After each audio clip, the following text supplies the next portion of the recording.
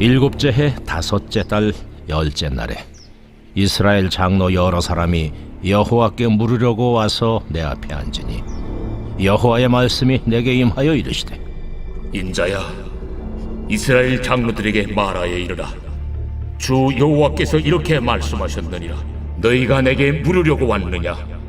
내가 나의 목숨을 걸고 맹세하거니와 너희가 내게 묻기를 내가 용납하지 아니하리라. 인자야, 네가 그들을 심판하려느냐? 네가 그들을 심판하려느냐? 너는 그들에게 그들의 조상들의 가증한 일을 알게 하여 이르라. 주 여호와께서 이같이 말씀하셨느니라. 옛날에 내가 이스라엘을 택하고 야곱 집의 후예를 향하여 내 손을 들어 맹세하고 애굽 땅에서 그들에게 나타나 맹세하여 이르기를 나는 여호와 너희 하나님이라 하였노라. 그날에 내가 내 손을 들어 그들에게 맹세하기를 애굽 땅에서 인도하여 내어 그들을 위하여 찾아두었던 땅 곧 젖과 꿀이 흐르는 땅이요 모든 땅 중에 아름다운 곳에 이르게 하리라 하고, 또 그들에게 이르기를 너희는 눈을 끄는 바 가증한 것을 각기 버리고 애굽의 우상들로 말미암아 스스로 더럽히지 말라. 나는 여호와 너희 하나님이라 하였으나 그들이 내게 반역하여 내 말을 즐겨 듣지 아니하고 그들의 눈을 끄는 바 가증한 것을 각기 버리지 아니하며 애굽의 우상들을 떠나지 아니하므로 내가 말하기를 내가 애굽 땅에서 그들에게 나의 분노를 쏟으며 그들에게 진노를 이루리라 하였노라. 그러나 내가 그들이 거주하는 이방인의 눈앞에서 그들에게 나타나 그들을 애굽 땅에서 인도하여 내었나니 이는 내 이름을 위함이라. 내 이름을 그 이방인의 눈앞에서 더럽히지 아니하려고 행하였습니다. 여러분 반갑습니다. 오늘도 큐티로에는 기막힌 하루입니다. 본문 말씀 에스겔서 20장 1절부터 9절의 말씀입니다. 자, 오늘 말씀에 이 포로된 이스라엘의 장로들이 여호와께 묻기 위해 다시 에스겔에게 찾아왔다고 합니다. 자, 우리 신앙에는 굉장히 중요한 두 가지 요소가 있습니다. 많은 사람들이 흔히 이것을 새 두 날개로 비유하곤 하는데요. 그 하나가 말씀이고 또 하나는 기도입니다. 이 말씀과 기도의 두 날개가 건강해야 우리의 신앙이 건강해질 수 있고 또한 성장을 이룰 수가 있습니다. 그런데 오늘은 말씀을 통해 특별히 이 기도에 대해서, 올바른 기도가 무엇인가에 대해서 우리가 오늘 한번 생각해 보기를 원합니다. 자, 다시 1절의 말씀을 보니 장로들이 에스겔에게 찾아온 때가 있는데 그 때가 일곱째 다섯째 달 열째 날이라 라고 말합니다. 여러분, 이 날수의 뜻이 무엇일까요? 오늘 성경에 기록된 이 날수의 뜻은 바로 이 이스라엘 백성들이 포로로 잡혀온 바로 그 날수입니다. 그러니까 이스라엘 백성들이 이제 이 바벨론의 포로가 된 지가 7년 5월 10일째가 되었다는 뜻입니다. 이들은 처음 포로 생활이 시작되었을 때는 우리가 곧 풀려나리라고 하는 이 긍정의 희망을 가지고 있었습니다. 그런데 그 포로 생활이 길어지고 그 날들이 5년이 넘어가고 7년째가 되니 이들은 자신과 이스라엘에 대한 걱정이 커졌습니다. 이대로 다 망하는 것인가? 이대로 끝나는 것인가? 하는 불안과 두려움이 생긴 것입니다. 이렇게 불안과 두려움이 커지니 긍정주의로 버티던 그들이 다시 하나님을 찾기 시작한 것입니다. 여러분, 이처럼 우리가 가장 힘들어하는 것이 있다면 바로 그것은 기다림입니다.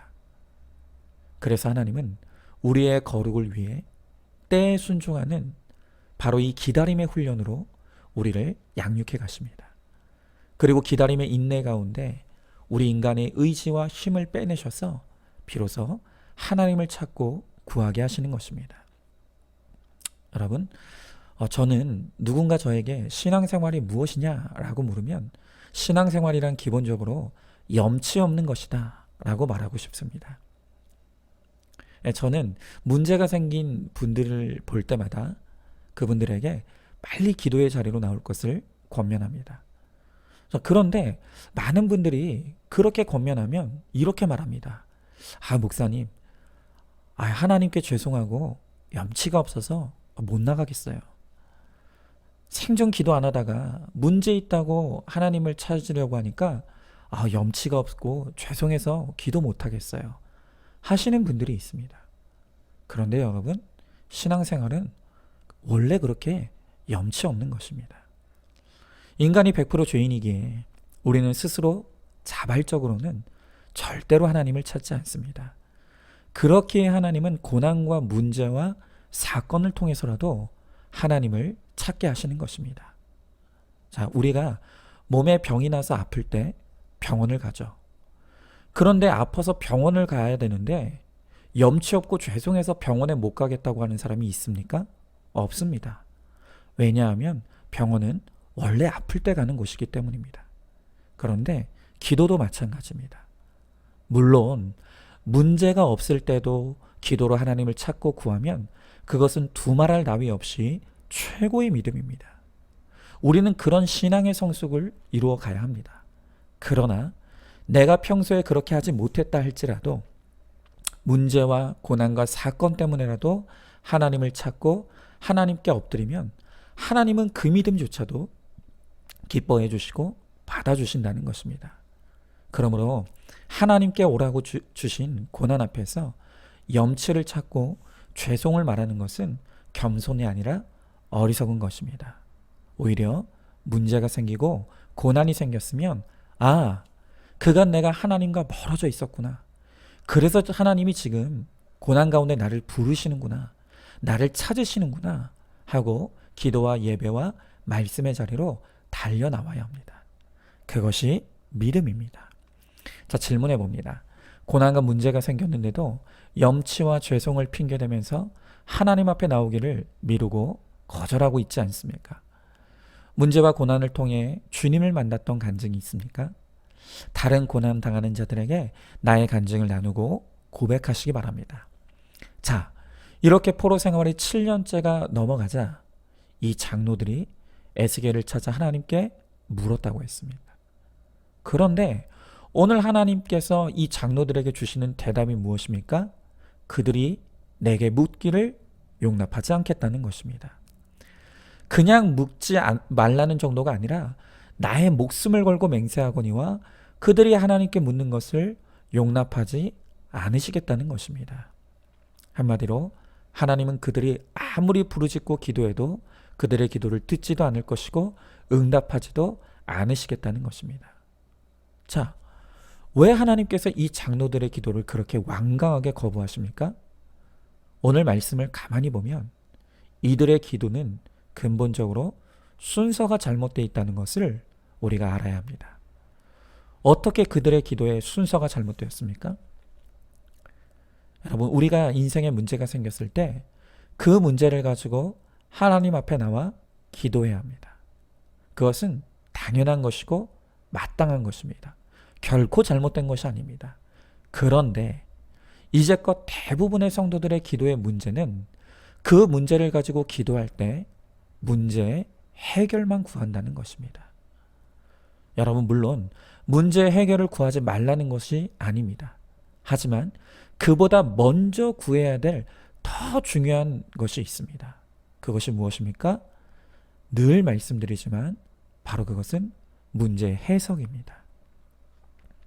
이 고난과 문제 가운데 하나님 앞에 나아가 이 문제의 근본적인 원인인 나의 악과 죄를 묻고 그 죄에 대한 회개가 먼저 이루어져야 하는 것이죠.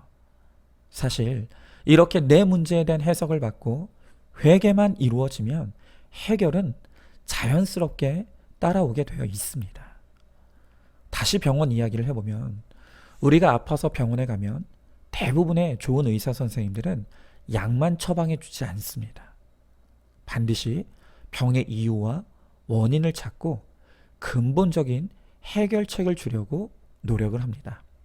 그래서 감기 환자에게는 약과 함께 손발을 잘 씻고 휴식을 취할 것을 권유하죠. 또 폐가 안 좋은 사람에게는 담배를 끊을 것을 권유하고, 간이 안 좋은 사람에게는 술을 끊을 것을 권유하고, 당뇨와 비만인 사람들에게는 음식을 줄이고 운동을 할 것을 권유합니다. 왜 그렇습니까? 그것은 거의 모든 병에 있어서 약은 일시적인 처방일 뿐이고 병을 유발하는 원인을 제거해야만 그것이 완치의 근본적인 길이기 때문인 것이죠. 우리도 마찬가지입니다. 모든 인생의 문제의 원인에는 결국 우리의 악과 죄가 있습니다. 이 우리의 악과 죄가 제거되지 않는 이상 우리 인생의 문제와 고난은 끝이 없습니다. 그래서 우리가 기도할 때 가장 먼저, 가장 간절히 구할 것은 문제의 해결이 아니라 문제의 해석인 것입니다. 그렇기 때문에 기도는 반드시 말씀과 함께 가야 합니다. 먼저 큐티를 통해 말씀으로 물을 때 비로소 나의 죄가 드러납니다. 그리고 말씀으로 드러난 내 죄에 대해서 회개하며 기도할 때 그 기도를 하나님이 기뻐하시고 응답하십니다. 그런데 지금 이스라엘의 장로들은 어떻습니까? 해석에 관심이 없습니다. 오로지 그들의 관심은 해결에만 있습니다. 지금 이 포로 생활을 해결해 달라는 것입니다. 이 포로 생활로부터 벗어나게 해달라는 것입니다. 그러면서 왜 이 포로 생활이 시작되었는지, 왜 그들이 포로 될 수밖에 없는지에 대한 이 문제의 근원은 들으려고 하지도 않고 인정하려고 하지도 않는 것입니다. 그렇게 하나님은 그들의 기도를 듣지도 않으시고 응답하시지도 않겠다라고 말씀하십니다. 자, 한번 질문해 보시죠. 지금 나의 기도의 초점은 해결입니까? 해석입니까? 오늘도 큐티로 나의 문제를 해석받고 해석받은 말씀으로 기도하시기 바랍니다. 바로 그것이 100% 응답받는 기도의 비결입니다. 자, 마지막으로 하나님은 비록 그들이 해결에만 관심이 있고 해석에는 관심이 없지만 그러할지라도 그들의 기도가 거절당할 수밖에 없는 근본적인 원인과 이유를 에스겔을 통해 말씀하십니다. 그러면서 오늘 7절 8절에 반복하여 하나님께서 주시는 말씀이 있는데 그것은 눈을 끄는 바 가증한 것이라고 말씀하십니다. 여러분, 이 눈을 끄는 바 가증한 것이란 무엇입니까? 그것은 하나님보다 지금 이 이스라엘 백성들이 더 사랑하고 욕심내고 우상 삼는 모든 것들입니다. 지금 그들은 하나님과의 관계 회복에는 관심이 없고 그들이 과거에 누리던 세상의 지위와 명예와 물질의 회복에만 관심이 있습니다.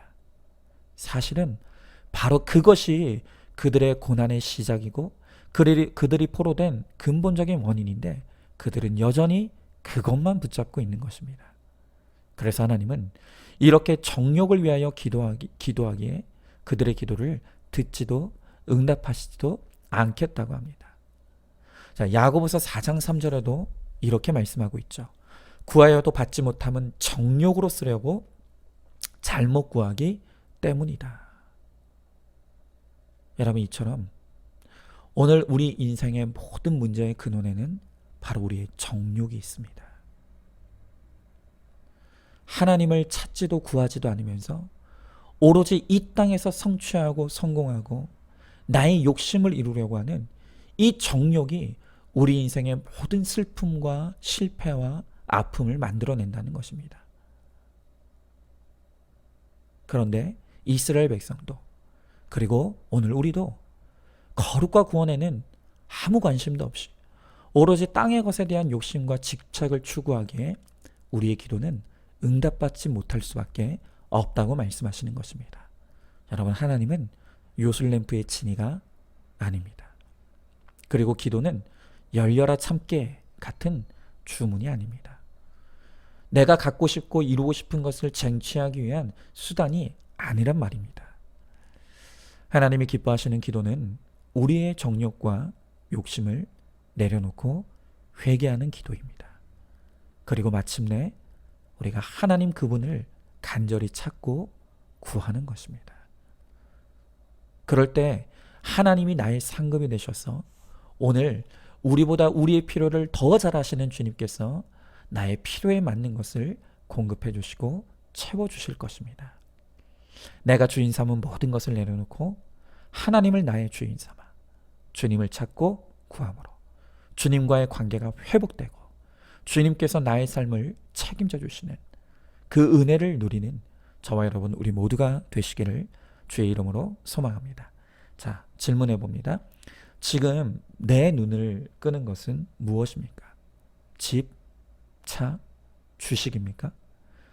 그 정욕을 이루기 위한 수단으로 하나님을 찾고 기도하고 있지 않습니까? 기도는 하나님을 찾고 구하는 것임을 알고 있습니까? 오늘 하루 나의 정욕에 무엇이 있는지를 회개하고 하나님을 사모하는 마음으로 하나님을 찾고 구하는 기도를 하시기 바랍니다. 자, 오늘도 마지막으로 10월 7일 보석상자입니다. 언제나 민감하게 나의 언행을 살피는 것이 중요합니다. 교회 안에서 만났으니 무슨 일이든지 나 자유 얻었네, 너 자유 얻었네, 우리 자유 얻었네 하면 얼마나 좋겠습니까? 그런데 나 자유 얻었네, 너 상처 얻었네 하는 경우가 너무 많습니다. 나는 선한 뜻으로 했기 때문에 자유로운데 연약한 누군가는 실족할 수 있습니다. 아멘. 오늘도 큐티로 기막힌 하루를 살아내는 하늘가족 공동체 우리 모든 성도님 되시기를 주님의 이름으로 축복합니다.